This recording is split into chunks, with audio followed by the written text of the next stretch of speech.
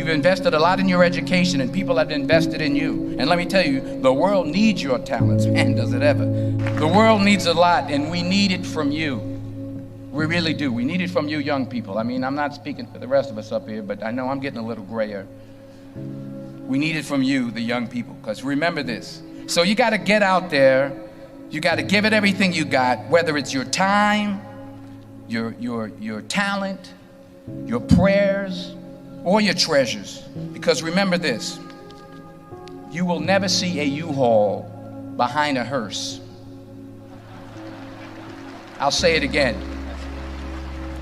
You will never see a U-Haul behind a hearse. You can't take it with you. The Egyptians tried it, and all they got was robbed. So the question is, what are you going to do with what you have? I'm not talking about how much you have. Some of you are business majors, some of you are theologians, nurses, sociologists. Some of you have money, some of you have patience, some of you have kindness, some of you have love, some of you have the gift of long suffering. Whatever it is, whatever your gift is, what are you going to do with what you have? Fail big. That's right. Fail big. Today's the beginning of the rest of your life, and it can be very frightening. It's a new world out there. It's a mean world out there, and you only live once. So do what you feel passionate about. Take chances professionally. Don't be afraid to fail. There's an old IQ test, was 9 dots, and you had to draw 5 lines with a pencil within these 9 dots without lifting the pencil. The only way to do it was to go outside the box. So don't be afraid to go outside the box. Don't be afraid to think outside the box. Don't be afraid to fail big, to dream big. But remember, dreams without goals are just dreams, and they ultimately fuel disappointment. So have dreams, but have goals. Life goals, yearly goals, monthly goals, daily goals. I try to give myself a goal every day. Sometimes it's just to not curse somebody out. Simple goals, but have goals. And understand that to achieve these goals, you must apply discipline and consistency. In order to achieve your goals, you must apply discipline, which you have already done, and consistency every day, not just on Tuesday and miss a few days. You have to work at it every day. You have to plan every day. You've heard the saying, we don't plan to fail, we fail to plan. Hard work works. Working really hard is what successful people do.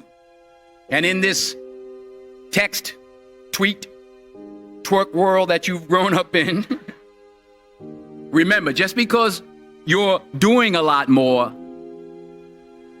doesn't mean you're getting a lot more done. Remember that. Just because you're doing a lot more doesn't mean you're getting a lot more done. Don't confuse movement with progress. My mother told me, she said, yeah, because you can run in place all the time and never get anywhere. So continue to strive, continue to have goals, continue to progress. I found that nothing in life is worthwhile unless you take risks. Nothing. Nelson Mandela said, there is no passion to be found playing small and settling for a life that's less than the one you're capable of living. Now, I'm sure in your experiences in school and applying to college and picking your major and deciding what you want to do with life, I'm sure people have told you to make sure you have something to fall back on. Make sure you got something to fall back on, honey. But I never understood that concept, having something to fall back on. If I'm going to fall, I don't want to fall back on anything except my faith. I want to fall forward I figure at least this way I'll see what I'm going to hit. Fall forward. This is what I mean. Reggie Jackson struck out 2,600 times in his career, the most in the history of baseball. But you don't hear about the strikeouts. People remember the home runs. Fall forward. Thomas Edison conducted 1,000 failed experiments. Did you know that? I didn't know that. Because the 1,001st was the light bulb. Fall forward. Every failed experiment is one step closer to success. You've got to take risks, and I'm sure you've probably heard that before, but I want to talk to you about why that's so important. I got 3 reasons, and then you can pick up your iPhones. First, you will fail at some point in your life. Accept it. You will lose. You will embarrass yourself. You will suck at something. There's no doubt about it. And I know that's probably not a traditional message for a graduation ceremony, but hey, I'm telling you, embrace it, because it's inevitable. And I should know. In the acting business, you fail all the time. Early on in my career, I auditioned for a part in a Broadway musical. Perfect role for me, I thought, except for the fact that I can't sing. I didn't get the job. But here's the thing. I didn't quit. I didn't fall back. I walked out of there to prepare for the next audition, and the next audition, and the next audition. I prayed. I prayed, and I prayed. But I continued to fail, and fail, and fail. But it didn't matter, because you know what? There's an old saying, you hang around the barbershop long enough, sooner or later you're gonna get a haircut. So you will catch a break, and I did catch a break.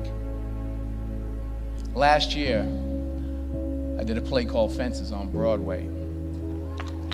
Someone talked about it. Won the Tony Award.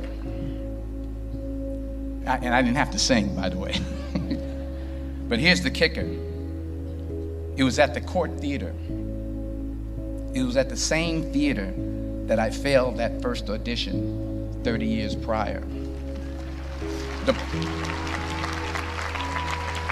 The point is, and I'll pick up the pace, the point is every graduate here today has the training and the talent to succeed.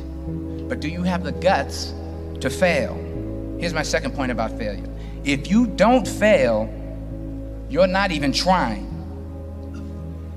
I'll say it again. If you don't fail, you're not even trying. My wife told me this great expression. To get something you never had, you have to do something you never did. Les Brown's a motivational speaker. He made an analogy about this.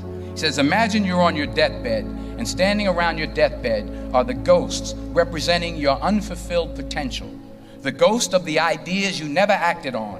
The ghost of the talents you didn't use. And they're standing around your bed, angry, disappointed, and upset.